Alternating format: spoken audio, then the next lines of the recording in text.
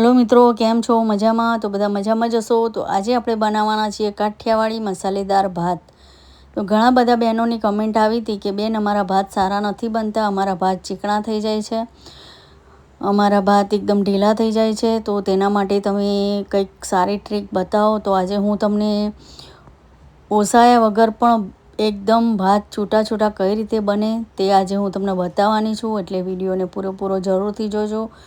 અને વિડીયો ગમે તો લાઈક, શેર અને સબસ્ક્રાઈબ જરૂરથી કરજો। તો તમે જોઈ શકો છો કે એક એક દાણો ભાતનો અહીંયા છૂટો છૂટો બન્યો છે। મેં અહીંયા ભાતને ઓસાયા પણ નથી અને ભાત આવા તૈયાર થયા છે। જો તમે જોઈ શકો છો કે એકદમ એક એક દાણો તમને છૂટો છૂટો દેખાશે તેવો ભાત બનીને તૈયાર થયો છે।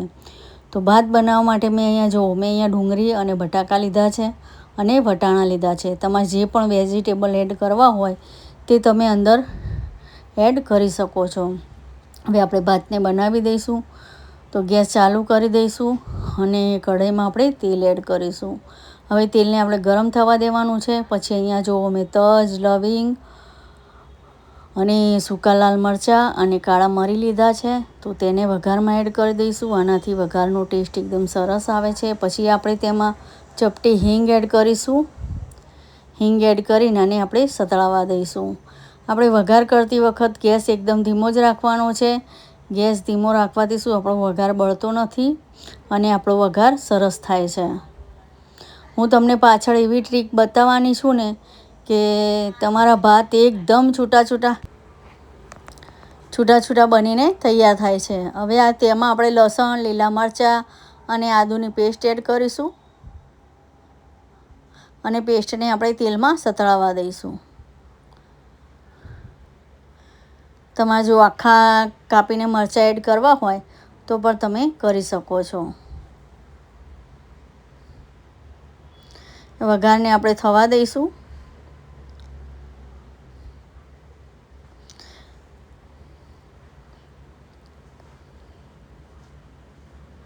હવે આપણે તેમાં તમાલપત્ર એડ કરીશું। આ બધા મસાલા એડ કરવાથી શું ભાત એકદમ સરસ અને ટેસ્ટી બનીને તૈયાર થાય છે અને ભાતમાંથી એકદમ સરસ સુગંધી આવવા માંડે છે। હવે આપણે તેમાં જે કાપેલા ડુંગળી બટાકા હતા તેને એડ કરી દઈશું।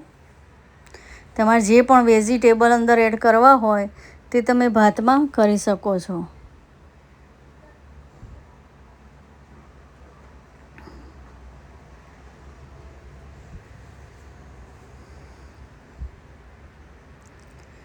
તો હવે આપણે ડુંગળી બટાકા એડ કરીને જે વટાણા હતા તેને પણ એડ કરી દઈશું।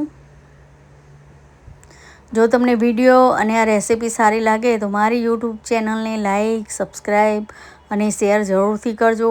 કમેન્ટ કરીને મને કહેજો કે તમને આ રેસીપી કેવી લાગી અને મારી રિક્વેસ્ટ છે કે સબસ્ક્રાઈબ જરૂરથી કરજો, કેમ કે વિડીયો બનાવવામાં બહુ જ મહેનત લાગે છે, તે માટે ચેનલને સબસ્ક્રાઈબ જરૂરથી કરજો।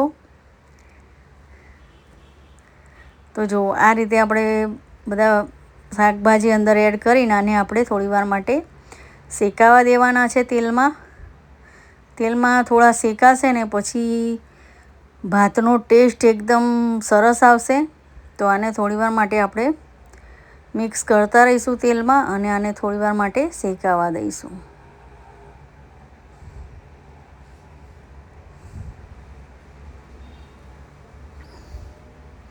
જો આ રીતે આ કાઠિયાવાડી મસાલેદાર ભાત છે। જો તમે એક વખત બનાવી લીધો ને તો તમને ફરીથી પણ બનાવવાનું મન થશે, તેને તો હું ગેરંટી આપું છું, કેમ કે તેવો ટેસ્ટી ભાત બનીને તૈયાર થાય છે।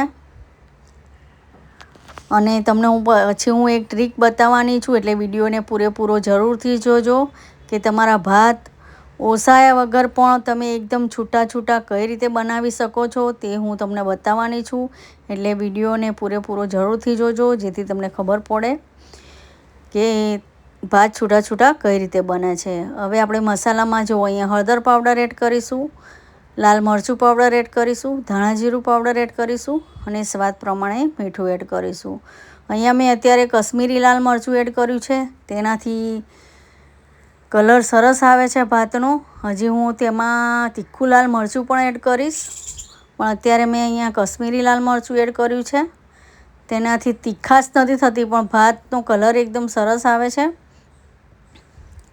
હવે આ બધા મસાલાને આપણે મિક્સ કરી દઈશું અને મસાલાને પણ સરસ આપણે શેકાવા દેવાના છે તેલમાં, જેથી તમે ભાત બનાવો છો અને મસાલા એક બાજુ થઈ જાય છે અને જે વેજીટેબલ હોય છે એક બાજુ થઈ જાય છે, તેવા નહીં થાય. તમારા ભાતમાં બધા જગ્યાએ મસાલા એકદમ બરાબર થઈ જશે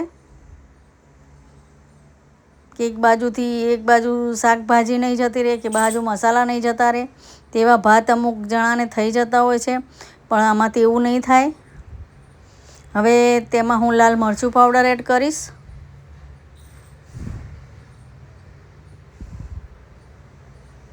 અહીંયા અમે તીખું લાલ મરચું પાવડર હવે એડ કર્યું છે. હવે એડ કરીને ફરીથી આપણે આને મિક્સ કરી દઈશું, કેમ કે આ કાઠિયાવાડી ભાત છે એટલે તીખું તો થોડું બનાવવો જ પડે, કેમ કે તીખાશમાં જ સરસ લાગે છે આ ભાત. જો તમે તીખું ના ખાતા હોય તો તમે સ્કીપ પણ કરી શકો છો.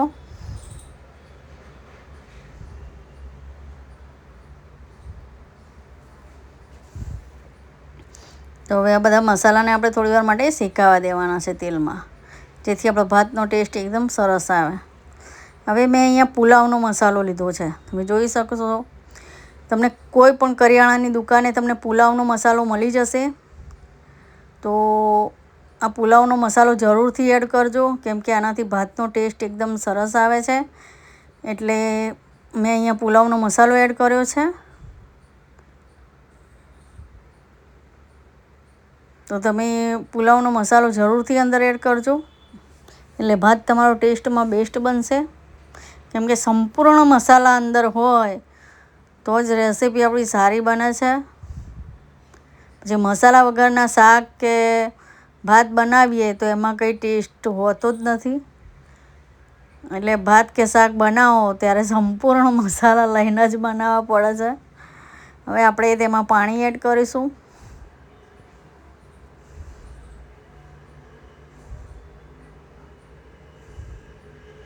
અને જ્યારે પણ તમે ભાત બનાવો ત્યારે વેજીટેબલ થોડા વધારે જ એડ કરવાના, જેથી ભાત સરસ એકદમ બનીને તૈયાર થાય છે. હજી આપણે થોડું પાણી ઓછું છે તો પાણી એડ કરીશું અંદર. તમારે ચોખા હોય તે પ્રમાણે તમારે પાણી લેવાનું છે. જો તમારા નવા ચોખા હોય તો તમારે થોડું ઓછું પાણી એડ કરવાનું રહેશે, અને જો તમે જૂના ચોખા લો તો તમારે થોડું વધારે પાણી એડ કરવાનું રહેશે. પણ હંમેશા તમે ચોખા વાપરો ત્યારે જૂના જ ચોખા લેવાના. જૂના ચોખા શું ઢીલા થતા નથી અને તેની ખીચડી કે ભાત એકદમ સરસ છૂટો બને છે. જો તમે નવા ચોખા આવ્યા હશે અને નવા ચોખા લેશો ને, નવા ચોખા એકદમ સફેદ આવે છે, એકદમ સફેદ ચોખા આવે છે અને એમ ચીકાશ પડતા આવતા હોય છે નવા ચોખા. એટલે એવા ચોખા તમે લેશો ને તો ખીચડી પણ તમારી એકદમ ઢીલી બનશે, સારી નહીં બને અને ચીકણી થઈ જશે, અને ભાત પણ સારો નહીં થાય, ચીકણો થઈ જશે. તે માટે તમારે જૂના જ ચોખા લેવા પડશે આ ભાત કે ખીચડી બનાવવા માટે. તો તમારી ખીચડી છૂટી તૈયાર થશે. હા, છૂટી ખાવી હોય તો, અને જેને ઢીલી ખીચડી ભાવતી હોય એ નવા ચોખા લઈ શકે છે. જે ઢીલી ખીચડી કે ઢીલા ભાત જેને ભાવતા હોય તે નવા ચોખા લઈ શકે છે. હવે આપણે આમાં ટામેટાં અંદર એડ કર્યા. મેં થોડું મીઠું ઓછું હતું એટલે મીઠું ફરીથી એડ કર્યું અને તેમાં કાપેલા ટામેટાં એડ કર્યા. તો મેં અહીંયા જુઓ બાસમતી જૂના ચોખા લીધા છે. જ્યારે પણ તમે ભાત બનાવો ત્યારે બાસમતીના આ રીતના જૂના ચોખા જ લેવાના. આનાથી એકદમ છૂટો ભાત બનીને તૈયાર થાય છે અને સહેજ પણ ચીકણો નથી થતો અને સરસ ભાત તૈયાર થાય છે. તમે જોઈ શકો છો એકદમ લાંબા છે. અને આ ચોખા સહેજ કાળાશ પડતા આવે છે. જે જૂના આવે છે એ નવા એકદમ સફેદ પડતા આવે છે, અને જે જૂના ચોખા હોય છે ને તે થોડા કાળા હોય છે. તે માટે જ્યારે પણ તમે ભાત બનાવો ત્યારે આવા થોડા કાળાશ પડતા ચોખા લેવાના. તો અહીંયા મેં ચોખા અંદર એડ કરી દીધા છે. આમાં ચોખા એડ કરતો વિડીયો સ્કીપ થઈ ગયો છે, ત્યારે વિડીયો બંધ થઈ ગયો હતો અને મને ખબર નહોતી, એને મેં ચોખા અંદર એડ કરી દીધા તે માટે, એટલે મેં અંદર ચોખા એડ કરી દીધા છે. તમને એમ લાગશે કે ચોખા એડ કરતો વિડીયો બતાવ્યો નથી બેને, પણ તેવું નથી. વિડીયો સ્ટોપ થઈ ગયો હતો એટલે તે વિડીયો ઉતારવાનો રહી ગયો, પણ મેં આની અંદર ચોખા એડ કરી દીધા છે. તમે જોઈ શકો છો કે અંદર ચોખા એડ છે, ચોખા નાખી દીધા છે અંદર જુઓ ધોઈને. પછી આમાં મેં કોથમીર એડ કરી અંદર, અને પછી આ રીતે મિક્સ કરી દઈશું. આ રીતે એકદમ મિક્સ કરી દેવાનું છે. અને એટલી વાતનું ધ્યાન રાખવાનું કે જ્યારે પાણી ઉકળે ને પછી જ આપણે અંદર ચોખાને એડ કરવાના છે. પાણી જ્યાં સુધી આનો રસો એકદમ ઉકળે અને ખદખદે નહીં ત્યાં સુધી આપણે આમાં પાણી ચોખા એડ નથી કરવાના. પહેલાં તમે પાણી ઉકળ્યા પહેલાં પણ ચોખા એડ કરી દેશો ને તો પણ ચોખા ઢીલા થઈ જશે, કાં તો ચીકણા બની જશે અને ચોખા પાણી પી જશે. તે માટે આ રીતે ઉકળે પાણી પછી જ આપણે ચોખાને એડ કરવાના છે અંદર. પછી આપણે ચોખા એડ કરીને આ રીતે ઉકળે એકદમ એટલે ગેસને આપણે એકદમ ધીમો કરી નાખીશું. પછી આને આપણે હલાવવાનું સહેજ પણ નથી. આપણે એકદમ ધીમા ગેસ ઉપર આ ભાતને થવા જ દેવાના છે, આપણે આને હલાવવાના નથી.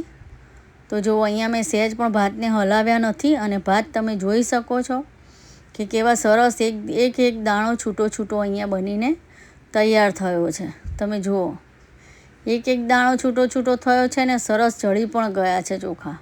તમે જોઈ શકો છો સહેજ પણ ચીકણા પણ નથી થયા અને સરસ આપણા કાઠિયાવાડી મસાલેદાર ભાત બનીને અહીંયા તૈયાર છે. તો આ રીતે ચોક્કસથી બનાવજો અને ખાજો. ખૂબ જ સરસ ભાત બનીને તૈયાર થાય છે. અને મેં કીધું એ ટ્રીક જરૂરથી અપનાવજો કે ઉકળતા પાણીમાં જ ચોખાને એડ કરવાના છે. અને જ્યારે પણ તમે ભાત બનાવો ત્યારે જૂના બાસમતી ચોખા જ લેવાના. અને જો તમે જીરાસરના ભાત બનાવતા હોય નાની સાઇઝના ચોખાવાળા તો પણ તમારે જૂના જ લેવાના, તો જ તમારો ભાત એકદમ સરસ અને છૂટો છૂટો બનીને તૈયાર થશે. અને એક બીજી ટ્રીક મેં બતાવી કે ગરમ પાણીની અંદર જ ગરમ પાણી ઉકળે પછી ચોખાને અંદર એડ કરવાના છે, તો જ તમારો ભાત એકદમ છૂટો છૂટો અને સરસ બનીને તૈયાર થશે. તો તમે જોઈ શકો છો કે એક દાણો છૂટો છૂટો બન્યો છે ને ભાત પણ એકદમ આપણો સરસ તૈયાર થયો છે. નથી એક બાજુ મસાલો જતો રહ્યો કે નથી એક બાજુ શાકભાજી જતા રહ્યા, એકદમ કમ્પ્લીટ ભાત બનીને અહીંયા તૈયાર થયો છે. તો આ રીતે ચોક્કસથી બનાવજો અને વિડીયો ગમે તો લાઈક, શેર અને સબસ્ક્રાઈબ જરૂરથી કરજો. તો તૈયાર છે અહીંયા આપણો કાઠિયાવાડી મસાલેદાર વઘારેલો ભાત. દેખાય છે પણ સરસ અને બન્યો તો પણ એકદમ ટેસ્ટી મસાલેદાર. તો બધાને મારા તરફથી જય મા લક્ષ્મી અને જય શ્રી કૃષ્ણ. તો મળીશું આપણે બીજા વિડીયોમાં.